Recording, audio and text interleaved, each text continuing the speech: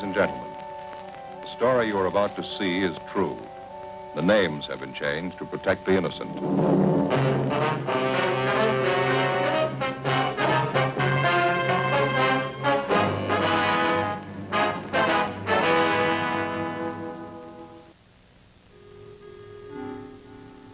This is the city. Over 2 million people. Almost 1 million of them work. Some of them work in factories. Some of them work in stores. Most of them work hard for a living. A few of them try to take things the easy way. That's why I have a job. I'm a cop. It was Monday, July 9th. We were working the day watch out of robbery division. My partner's Frank Smith. The boss is Captain Didion. My name's Friday. A man had been pulled from his car, been beaten and robbed. His car had been stolen. The criminal had made good his escape. We had to find him.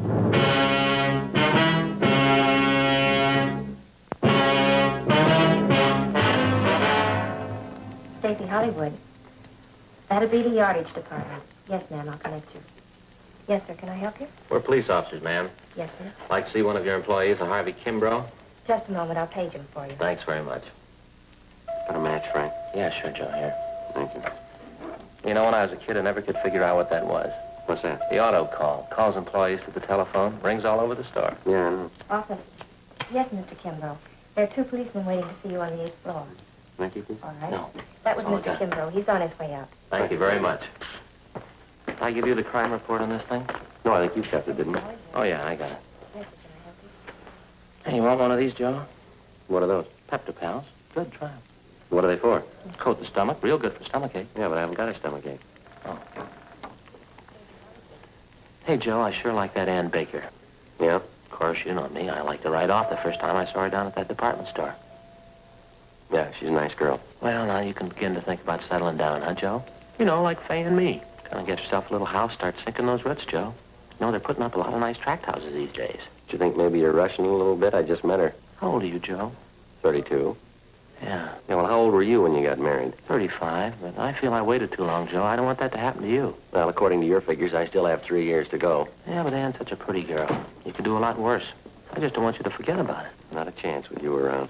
The gentleman here, Stella? Yes, that's right. Are you Harvey Kimbrough? Yes, sir. What if we could step over here and talk, please? Yes, sir.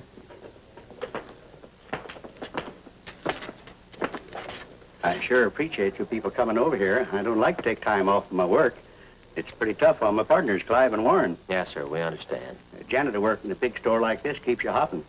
You haven't got any idea who the hold-up man is yet, have you? No, sir, we haven't. We'd like to get a little more information on what happened. Did you talk to the 2 officers in the police car? Yes, we did, but it's customary for us to make a follow-up for any additional information. You fellas are plainclothesmen, is that it? Yeah, we're from Central Robbery. Oh, I see.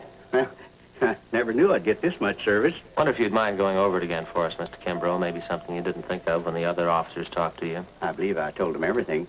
I was on the way down to work this morning about 5 a.m. Mm-hmm. You live out in Alhambra. Yes, sir, that's right. I take the freeway in. It was on Commercial Street that you were held up, is that right? Yeah, that's right. Commercial, right near Alameda, almost to the corner. Where they're tearing those big buildings down. Man flagged me down, looked like his car was stalled. Yes, sir. I always make it a habit to stop when I see somebody in trouble. I know how it is this time in the morning, no gas stations open. Figured maybe the fella needed a shove or something. So you stopped to give him a hand, is that right? Well, that's what I had in mind. I'd more than stopped the car, and he came over, pointed a gun at me, and told me to get out. What'd you do? Well, I asked the fellow what he wanted. I told him I didn't have any money. Told him I was in the way to get on to my work. What'd he say to that? He didn't say anything. Just opened the car door, grabbed him by the arm, and pulled me out. I wasn't prepared for it, and I kind of fell into the street. Well, now, your car is a blue 1948 Dodge sedan. Right rear fender damage, is that correct? Yes, that's right. Sure hope you get that thief in my car, too. Awful hard to get around Los Angeles without a car. Well, we'll do our best. Took my wallet from me. All the money I had, $14. Then he said, don't bother to get up. Stay right there for 5 minutes after I leave. And he bent down and he hit me in the face. What'd he hit you with? With his fist. Yeah, hit me right here. See? You can see the cut here, right? Right on the lip here, see? Yeah, bled pretty heavy. Yeah, that's a nasty cut. It's better now. The men who came in the ambulance, they put something on it. It'll be all right. Well, did he knock you out when he hit you? Oh, no. No, I saw him get in my car, and then the car was parked up ahead, took off, and this man who held me up, he followed in my car. Did you try to locate a phone, call for help? I didn't have to. This Mr. Ferguson pulled up and stopped right away, and then the officer came. Besides, I figured I'd better do what I was told. How's that? I was afraid. I was going to wait 5 minutes.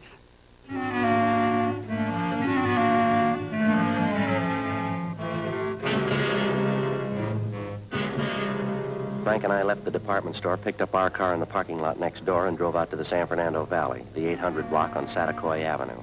The card on the front door told us we could find Sidney Ferguson in the garage. Boy, look at that fish, Joe. Yeah. Looking for something? Yes, sir. We're looking for a Sidney Ferguson. Surely, I'm Sidney Ferguson. Police officers, Mr. Ferguson. Oh, about that holdup this morning down on Commercial Street? Yes, sir. This is my partner, Frank Smith. My name's Friday. Oh. Happy to know you. Hi. Oh, excuse my wet hand. I've been cleaning out my tanks. Sure. You fellas work out of the City Hall? Yes, we do. You wouldn't happen to know a John O'Grady down there in Narcotics Division? I went to high school with John. No, I don't believe I know him. Frank? O'Grady? Yeah. Tall fella, kind of blonde, wavy hair? Yeah, that's right. Good-looking fella. Yeah, I think I've seen him around. Good friend of mine. Say, wasn't that a shame this morning, that Kimbrough fella? Yeah, it was a rough one. Well, the reason we came out to see you is we thought maybe you could give us some additional information on it. Oh, I'll be glad to give you all the help I can. I'd like to see you get that holdup man. You mind giving us a rundown on what happened this morning? No, not at all. Let's see, it was about 5 o'clock this morning. I'm not usually up that time of the morning, but I was on my way back from Monterey Park. I generally try to make it down there once or twice a week. I get down to see Bruce Duffy, an aquarist friend of mine I have down there. We swap fish. Yes, sir. Well, I was on my way back coming down Commercial Street when I saw this fellow sitting on the side of the curb. It looked like he was hurt to me. I see. Now, I wouldn't have noticed probably. It was pretty dark, but those two cars pulled out, one right after the other, seemed to be in a big hurry. And you pulled up to give Kimbrough a hand? Yeah, I did. Of course, when I got close enough, I could see the guy had been kicked in the teeth. He was bleeding pretty bad. I offered to give him a hand, take him to the hospital, but he said he didn't want to be late for work. Mm-hmm. Well, after the officers came and talked to him and the ambulance men treated him, I drove him up to Stacy's Hollywood. I dropped him off there. That's where it works, Yeah. The report says that you have the license number on the getaway car, but you couldn't find the paper you'd written it on when the officers interviewed you. Is that right? Yeah, I did. Yeah, if that doesn't beat them all. What's that? Well, I had the piece of paper a few minutes before the officers got there. I guess I was more rattled than that Kimbrough fella. And when I got home here this morning, there was a slip of paper right on the floor of my car.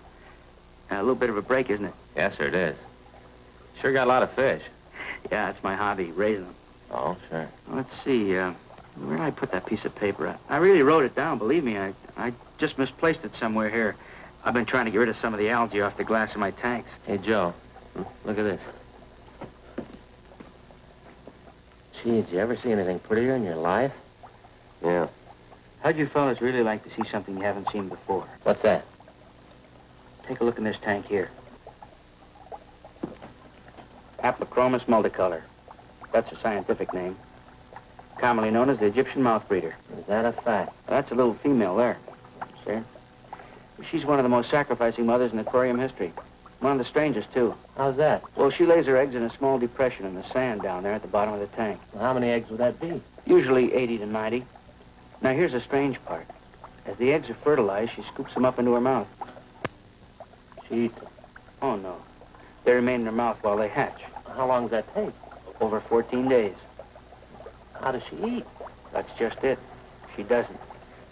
She doesn't touch food in any form for this 2-week period. Seems to just waste away. Well, what happens then? Finally, the eggs hatch after 14 days, and little fry comes swimming out of the mother's mouth. Yeah? And while the fry are growing up, first you can hardly see them, they're so tiny. While they're growing up, if anything frightens them, quick as a flash, back in the mother's mouth. Well, that's certainly amazing. Huh, Joe? Yeah. Is this as big as they ever get? Yes, sir. 1 inch to 1.5 inches. Hard to believe. Well, the betters are almost as strange. Male builds a bubble nest up here on the surface. Say, isn't that funny? Here's that paper. Huh? The one with the license number on it. What if I could see that, please? Oh, sure, here you are. Thank you. Pretty sure of this number, Mr. Ferguson? Yes, sir, I am. I got a good look at it. Well, thank you very much. Oh, not at all. Wish Yeah. you could spend a little time. Seem kind of interested in tropical fish. Well, yes, sir, I'd like to sometime. Well, bye. Bye. Bye. Oh, say, Officer Smith. Yeah? Just a minute.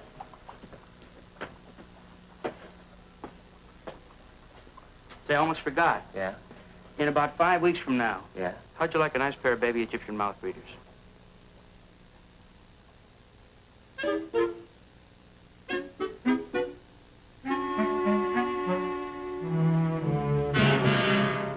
10:45 a.m. Frank and I got in the car and headed back toward town. I called communications and had them check the license number Ferguson gave us through DMV.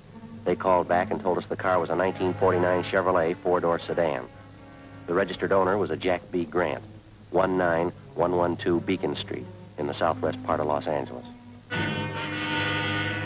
It was a large, old-fashioned residence that had been converted into a rooming house. We checked with the landlady, a Mrs. Ida Fisher. How do you do, man? Police officers, do you happen to have a Jack Grant registered here? Yes, he's been with me here about 8 months, but he's not in now. What time did Grant leave this morning, Mrs. Fisher? Well, it was pretty early. Must have been around 4 a.m. when I heard him go out. Came back in again this morning about 8 o'clock, parked his car, then he drove off with some other man. Would you happen to know who the other man was? No, I wouldn't. I just saw him drive off. Where does Grant park his car, ma'am? Around the back in the garage. Mind if we take a look at it? No, that's all right. Just go on back there down the drive. Well, thank you very much. Now, there's 2 cars parked there. The black Ford belongs to Mr. Spencer. Yes, ma'am, thank you. And the 1949 Chevrolet, that's Mr. Grant. Thank you. Thank you very much, ma'am.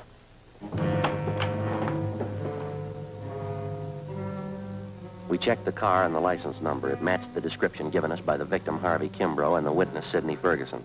Together with Mrs. Fisher, we checked Jack Grant's room. We found nothing of importance. His clothing and personal effects were all there, nothing to indicate that he wouldn't be back.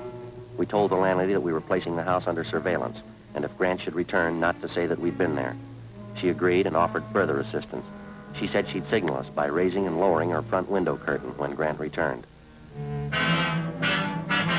We parked down the street, called the office, and advised them we were on stakeout.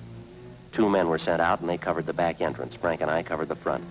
By 6 o'clock that night, Grant had failed to show. 9 p.m., still nothing. 11 p.m. What time did they say that relief team was coming out? Around 11 sometime. Yeah, Chandler and Ricketts, huh? I don't know, I guess so. Oh, boy, I'm stiff. Feels like needles all over my body. It's been about 12 hours, hasn't it? Yeah, just about. Just like driving to San Francisco. You know, Fay makes me drive all the way. When I get out at the other end, I'm stiff as a board. There's a car pulling up down there. Oh, yeah. You see who it is? Yeah. Yeah, that's Ricketts.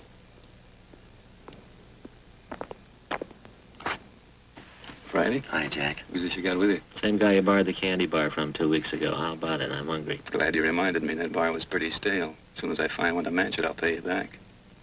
It's the house over there, huh? Yeah, Jack, the green and white one. No sign of him at all, huh? No, nothing.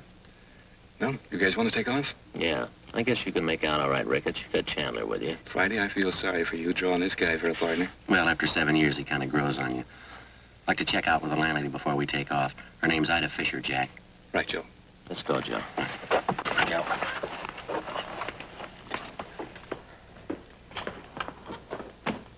See you later, Jack. Say hello to Chandler. Right, Frank.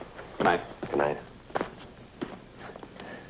That Ricketts sure is a ripstaker. Yeah.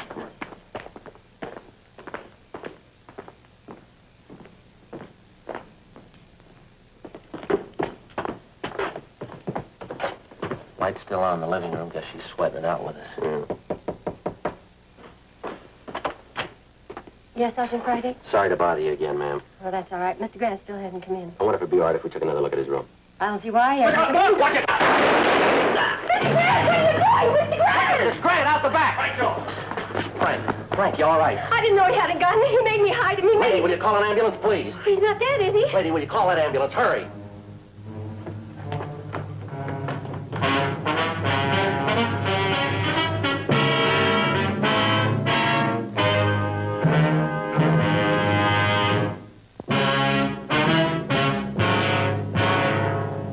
Monday, July 9th, 11:28 p.m. The ambulance arrived and Frank was taken to Georgia Street Receiving Hospital.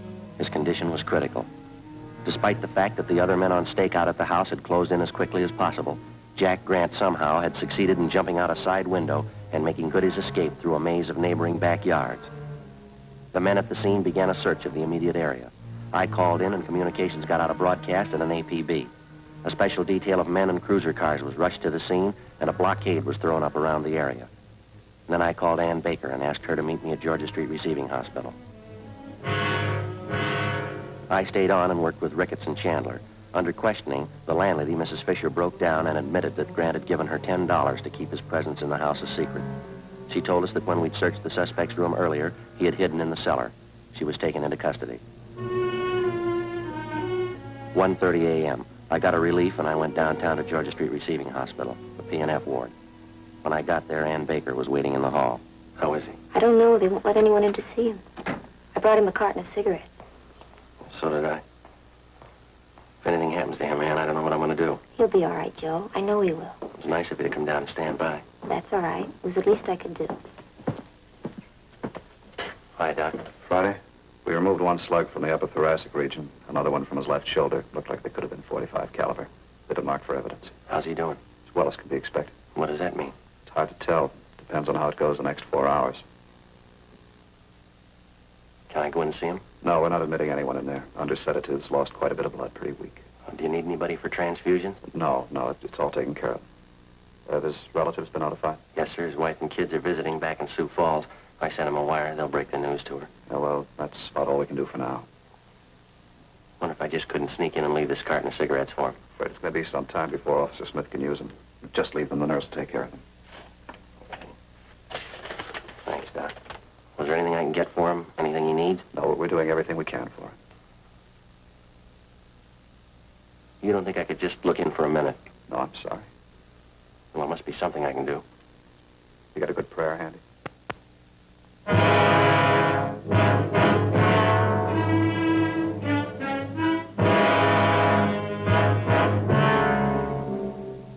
A.m. I left Georgia Street Receiving Hospital and drove back to the scene of the shooting. The search for the suspect, Jack Grant, was still going on. The neighborhood was checked and rechecked. Everything possible was done to find the man who shot down Officer Frank Smith. It's been said that a police department goes all out, doubles its efforts to run down a criminal who attacks a police officer. Well, it's true, but most people aren't aware of the reason. Certain elements would like you to believe that the police officer places the safety of his fellow officers above that of the citizen. This isn't true. His first day at the academy, the cadet peace officer is taught this basic fact. If a criminal would shoot down the armed police officer, he wouldn't hesitate to shoot down the unarmed citizen. 3 a.m. I finally located Lieutenant Jack Ricketts at the corner of Coronado and Beacon Streets, 7 blocks from the scene of the shooting. How is he? Not too good. Depends on the next 4 hours. What are his chances? I didn't ask. Now, we're not getting any place here. Nothing at all. None. Something's got to break. Chandler's still downtown. They're combing through Grant's package. He's down at the I Bureau. They come up with anything? Nothing. Not since the last time I checked, about 40 minutes ago. Any ideas? Fresh out. You? Well, he couldn't have gotten far. Not this soon, he couldn't. Bus depots, train terminals, airports all covered. The highway patrol's been alerted. Nothing so far. He's got to be someplace close, Jack. He's got to be. Yeah, I think he's holed up in town, too. But where? Yeah. He's in a jam. He's had good publicity. A lot of his friends are going to hide that welcome mat. Well, maybe that narrows it down a little. Maybe. Let's find him.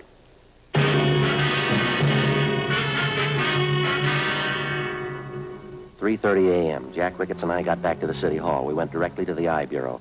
Chandler and Powers had sifted through Jack Grant's package. They'd drawn up a list of all of Grant's known friends and associates. There were 22 names on the list. 3 of them were in San Quentin Penitentiary. 2 of them were doing time at the county work farm. That left 17 names on the list. Further checking showed that 5 of them had out-of-state addresses. 12 names. The list was split down the middle. Ricketts and I took 6 names, Chandler and Powers 6. Of the 12, with the exception of 1, all names had appeared on the police blotter in the past 8 years. Raymond Weller, Peter Denton, Horace Phillips, Henry Breen. Ricketts and I checked them. Some were in bed, some hadn't been to bed. We were reasonably sure that none of them knew the whereabouts of the suspect. I called Georgia Street to find out about Frank. They told me no change in his condition. 4:55 a.m. After this, we get a quick bite to eat, huh? You don't look so good. Not hungry. What's this one's name? Anthony Baxter, room 23. Now, here we are.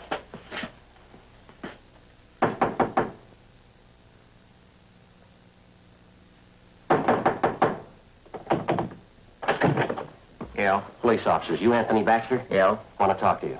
Find out how to get a guy out of bed. You always sleep with your clothes on? Get back in the room. Well, what's going on? You know a Jack Grant? Why? You a friend of Jack Grant's? Why? Jack Grant a friend of yours? I'm not going to tell you anything till I know why. You want to talk here or downtown?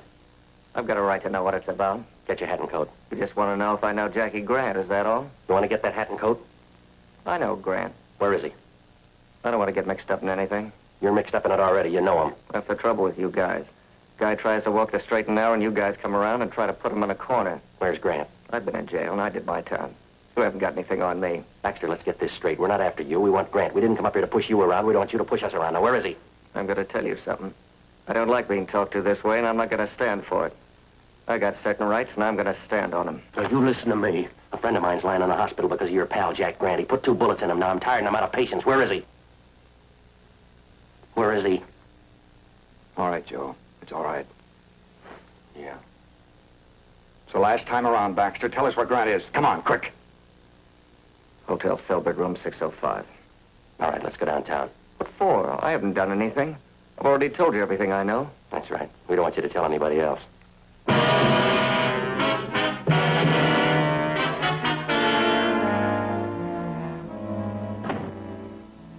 5:27 a.m. We located the Filbert Hotel on North Crocker Street. On the way over, we called in and told them what we'd found. Chandler and Powers met us outside the hotel. They took up their position. Ricketts and I checked with the desk clerk and confirmed that the suspect was in room 605. He was registered under an alias. We took the elevator to the 6th floor. Room 605 was directly across from the elevator.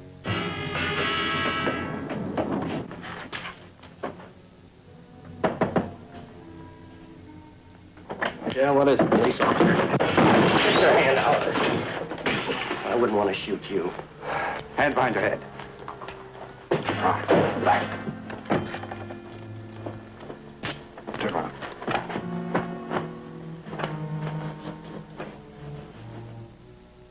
"5:42 a.m. Ricketts and Chandler took the suspect into custody. It was 6:03 a.m. when I got to the Georgia Street Receiving Hospital, the P&F ward. Ann was still waiting. Sergeant, Hi, Doc. How is he? you can go in. Don't stay too long. All right, thank you. All right. You look all in. No, I'm all right. You want me to go with you? Yeah, would you? Sure.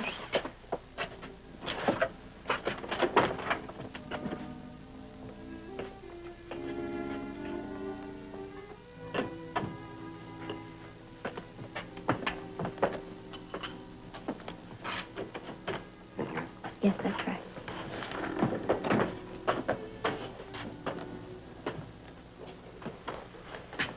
Hi, Frank. Hi. You look tired. How you feeling? I'll do. How'd it go? We got Grant. You look tired. You been working straight through on it? Yeah. Anything I can get you? No. I just gotta take it easy a few days. You know, rest up. Get well. Yeah. I'll be well in a few days. Sure you will. Just a little rest. Hey, Joe, have you given any more thought to what I was talking to you about yesterday? What? You know, about you and Ann. You don't need any rest. Huh? You're well.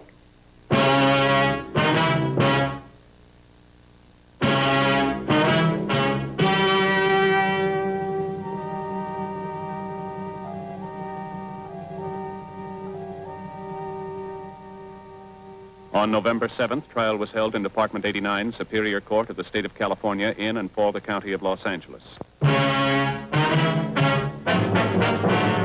The suspect was tried and convicted on 1 count of assault to commit murder.